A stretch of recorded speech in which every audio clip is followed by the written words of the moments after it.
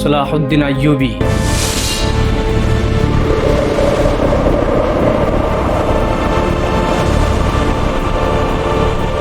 جب وہ گھوڑے پر سوار ہو کر مسجد اقصی کے دروازے کے اندر گئے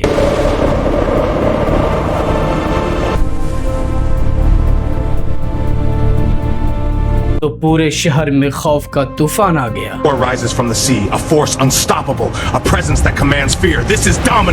اس وقت پوری دنیا کے لوگوں کے ذہن میں صرف ایک سوال تھا کہ کیا اب پوری دنیا کا نقشہ بدلنے والا ہے؟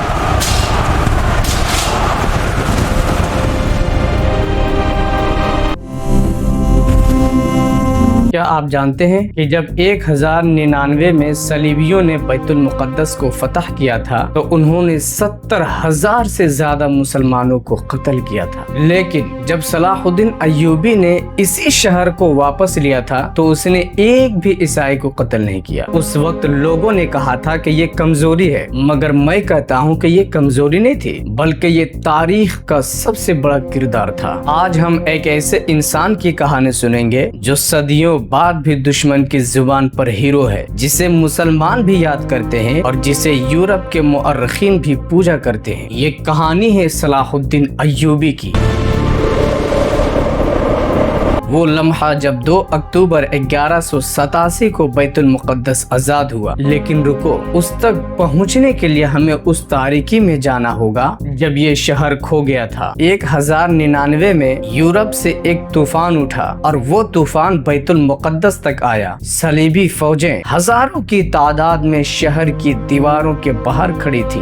شہر کے اندر مسلمان، یہودی اور مسیحی ایک ساتھ رہتے تھے، لیکن جب صلیبی اندر گھسے تو انہوں نے سب کو ایک ایک کر کے قتل کر ڈالا۔ مورخین لکھتے ہیں کہ اس وقت ان گلیوں میں خون گھٹنوں تک تھا، گھٹنوں تک۔ اور حیران کی بات یہ ہے کہ مسجد اقصی میں پناہ لینے والوں کو بھی نہ چھوڑا گیا۔ 70,000 سے زیادہ مسلمان شہید ہوئے۔ یہودیوں کو ان کی عبادت گاہ میں زندہ جلا دیا گیا۔ بیت المقدس رو رہا تھا، لیکن اس وقت کسی کو یہ پتا نہیں تھا کہ اس شہر کو واپس لینے والا ابھی پیدا بھی نہیں ہوا تھا، مگر وہ آنے ہی والا تھا۔ وہ ایسا بندہ تھا جس کا نام تاریخ ہمیشہ یاد رکھے گی۔ 1137 یا 1138 کی بات ہے، عراق کے شہر تکریت میں ایک بچہ پیدا ہوا۔ اس کا نام رکھا گیا یوسف۔ باپ کا نام ایوب تھا، اسی لیے وہ ایوبی کہلایا اور دنیا نے اسے جانا صلاح الدین ایوبی کے نام سے۔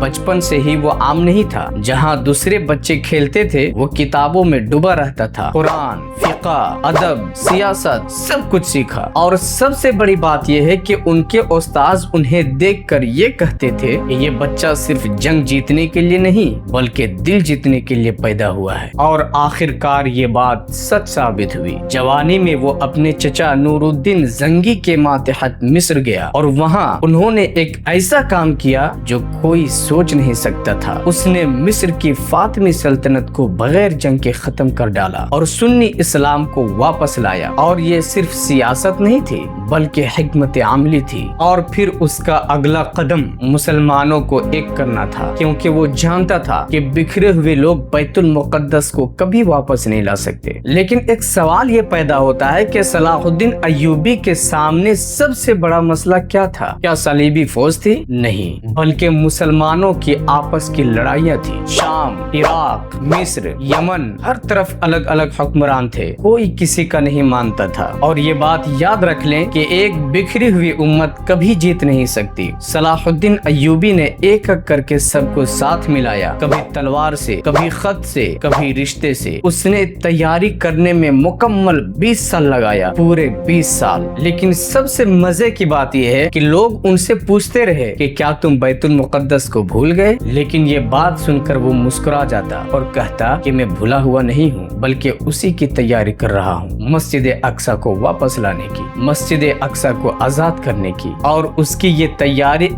1187 میں اپنا رنگ دکھانے والی تھی، مگر پہلے صلیبیوں کو ایک ایسی شکست دینی تھی جو وہ کبھی نہ بھولے۔ 4 جولائی 1187 کو حطین کے قریب گلیل کا میدان صلاح الدین ایوبی نے ایک ایسی چال چلی جو آج بھی فوجی اکیڈمی میں پڑھائی جاتی ہے۔ صلیبی فوج کو پانی تک پہنچنے سے روک دیا گیا۔ جولائی کی گرمی میں بغیر پانی کے ہزاروں فوجی ترس رہے تھے۔ سوچو، دھوپ میں لوہے کا ذرہ پہن کر پانی کا ایک قطرہ بھی نہیں۔ پھر صلاح الدین ایوبی نے آس پاس کی گھاس کو آگ لگا دیا۔ دھوئیں نے صلیبی فوج کو اندھا کر دیا اور پھر مسلمان فوج نے حملہ کر ڈالا۔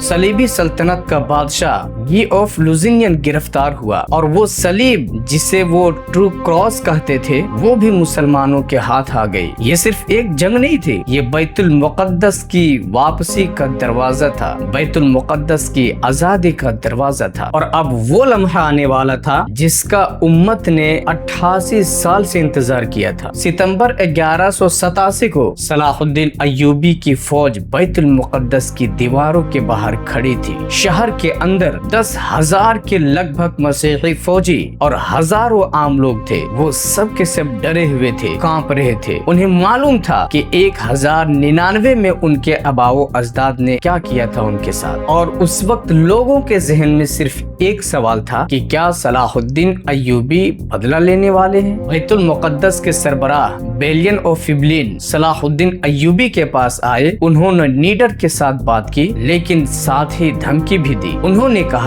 اگر آپ نے شہر پر قبضہ کیا تو ہم پہلے اپنے آپ کو تباہ کریں گے، پھر مسجد اقصی کو گرا دیں گے۔ صلاح الدین ایوبی نے رکا، سوچا، سمجھا، حکمت عملی اپنایا اور پھر صلاح الدین ایوبی نے کہا میں وہ کام نہیں کروں گا جو تم نے کیا تھا۔ تم نے 70,000 مسلمانوں کو قتل کیا تھا، لیکن میں ایک بھی لوگوں کو قتل نہیں کروں گا اور مسجد اقصی کو آزاد کر کے دکھاؤں گا۔ 2 اکتوبر 1187 کو جمعہ کے دن صلاح الدین ایوبی کا گھوڑا بیت المقدس کے دروازے میں داخل ہوا اور 88 سال کے بعد اس شہر میں اذان گونجی، اور جو ہی بیت المقدس آزاد ہوا صلاح الدین ایوبی کے جنگجو رونے لگے اور بوڑھے علماء سجدے میں گر گئے۔ اس وقت کی مائیں جو اس لمحے رو رو کر چیخ چیخ کر اللہ سے دعا کرتی تھی اور وہ مر گئی تھی، آج ان کی دعا قبول ہو گئی۔ اور مسجد اقصی کا فاتح صلاح الدین ایوبی نے کیا کیا؟ وہ 88 سال کے بعد مسجد اقصی کے اندر گیا اور اللہ کے بارگاہ میں اپنا سر جھکایا اور پھر رونے لگا، خوب رویا، خوب گڑ گڑایا۔ مسجد اقصی کا فاتح اللہ کے بارگاہ میں جھک کر رو رہا ہے۔ لیکن میرے عزیز، یہ آنسو فتح کے نہیں تھے بلکہ شکر کے آنسو تھے۔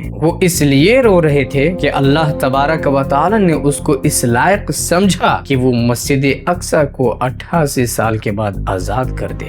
مسیحی دنیا ہل گئی، یورپ کانپ گیا اور پورے یورپ میں یہ آواز گونجنے لگی کہ یہ ہمارے گناہوں کی سزا ہے۔ اور پھر جب تیسری صلیبی جنگ شروع ہوئی تو مسجد اقصی کا سردار ریچرڈ دا لائن ہارٹ خود آیا، مگر بیت المقدس واپس نہ لے سکا، کیونکہ صلاح الدین ایوبی صرف تلواروں سے نہیں لڑتا تھا، وہ دلوں سے لڑتا تھا، اور دل کبھی ہارتے نہیں ہیں۔ میرے عزیز، یہ کہانی سنتے سنتے آپ کے دل میں ایک سوال ضرور پیدا ہوا ہوگا کہ صلاح الدین ایوبی اس مقام پر کیسے پہنچا؟ آخر وہ بچپن سے صلاح الدین ایوبی کیسے بنا؟ اس کے پیچھے راز کیا ہے؟ تو میرے عزیز، آج کے نوجوانوں کو میں کہنا چاہتا ہوں کہ سب سے پہلی بات یہ ہے کہ اس نے صبر کیا، اس نے جلدی بازی نہیں کیا، اس نے 20 سال تک مکمل مسلسل مسجد اقصی کی آزادی کے لیے تیاری کیا اور اس نے جلدی بازی نہیں کیا۔ اور آج ہم جلدی نتیجہ چاہتے ہیں، یہی وجہ ہے کہ آج ہم کامیاب نہیں ہو پاتے ہیں۔ اگر آپ بھی اپنی لائف میں کامیاب ہونا چاہتے ہو، سب سے پہلے اپنے اندر پیشنس رکھو اور کنسسٹنسی کے ساتھ محنت کرتے رہو۔ انشاءاللہ ایک نہ ایک دن آپ ضرور کامیاب ہو جائیں گے۔ اور دوسری بات، اس نے इंसाफ को कभी नहीं छोड़ा। उसने इंसाफ को अपनी जिंदगी का हिस्सा बना लिया। उसने अपने दुश्मन के साथ भी इंसाफ किया। यूरोप का सबसे बड़ा फौजी कमांडर रिचर्ड द लायन हॉर्ट तो सलाहुद्दीन अय्यूबी ने उसके लिए फल और बर्फ भेजा। मेरे अजीज, ये है इस्लाम का चेहरा